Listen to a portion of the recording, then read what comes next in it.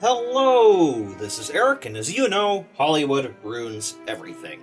In between the Disney Renaissance and today's 3D films, in the era that brought you Chicken Little and Treasure Planet, is a movie called Brother Bear. And like the movies of its era, it was disappointing. The era is usually referred to as post-Renaissance. You know, the time after Disney movies were good. Though calling it the disappointment era wouldn't be that far off. I say that, but for all that Brother Bear is, there's a potential for a good movie under it. There are parts that speak to greater themes, and parts where the only problems are the era's cliches. So, let's open it up and see what's inside. What can we learn from Brother Bear?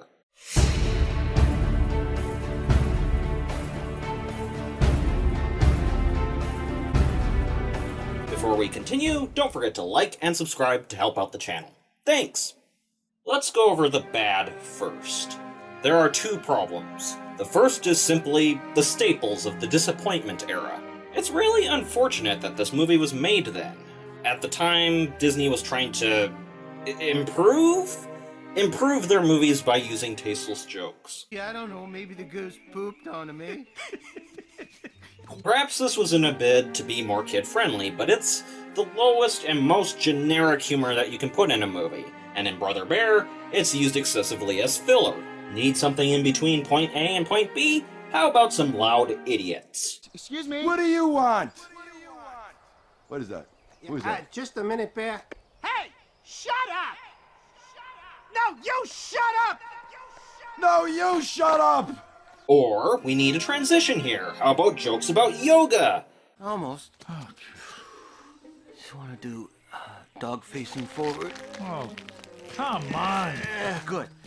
Perhaps we could use something to fill in this spot between the beginning and him finding Coda. I know, chipmunks. And you have no idea where they are? Oh. Hey, you. You just talked. Just back away real slow like. These jokes have nothing to do with anything. We don't see most of these characters again, and they don't contribute anything. I believe that the only reason that they're there is because this is the disappointment era. Whether it's the writers or executive meddling, this sort of one-off humor is a product of the time. Thankfully, Disney learned its lesson. Today's movies don't have much of this kind of humor. The second problem with this movie is the same problem as many other bad Disney movies. No coherent theme. I'll be the first to say that Brother Bear isn't as bad as The Princess and the Frog. The theme it should have is obvious. Brother Bear's problem is that it loses focus. We're first told by song that man is a part of nature, working with it as an equal being to all others.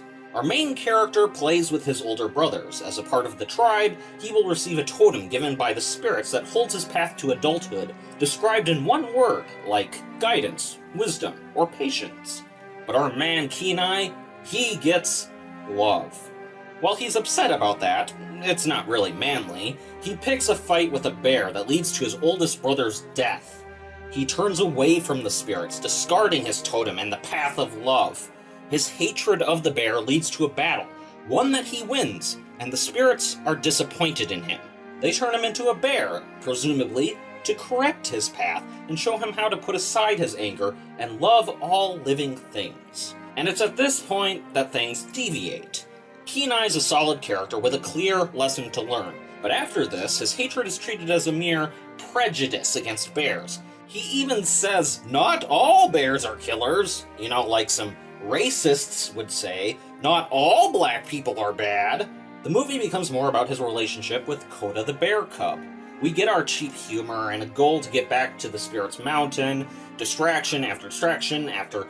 This is not how I thought the movie would go, and it's not how I wanted it to go. This movie had a wonderful setup, and everything in this movie should have supported that. Concepts of understanding destiny, kindness, the price of hatred, love. The movie is this close to being a solid, cohesive movie. I dare say, something that would have fit right into the Disney Renaissance. Because there is a lot of good. The animation is fantastic. The amount of body language they have a bear showing is really great. The idea of going on a spiritual journey to learn love and kindness, that's amazing.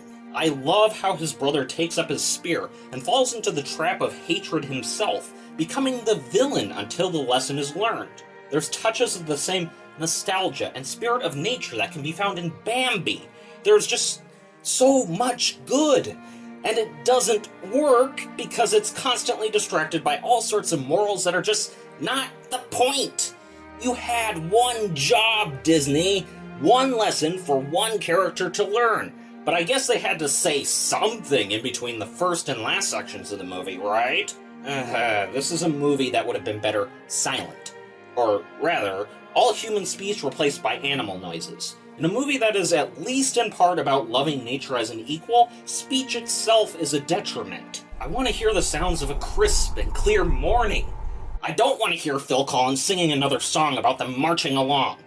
I want to hear the leaves rustling and the tread of a bear through the snow. If you're leading a character on a coming-of-age journey that involves loving life, show us what there is to love about it. Show us that even without any human trappings, that there are creatures who love and are loved. Not because they're annoying but endearing people, like Coda, but because nature is something to love. While Disney is actually making good movies, they need to stop remaking their old good movies and start remaking the bad ones. Because now, with all there is to learn from Brother Bear, I think they could make it the way it was meant to be.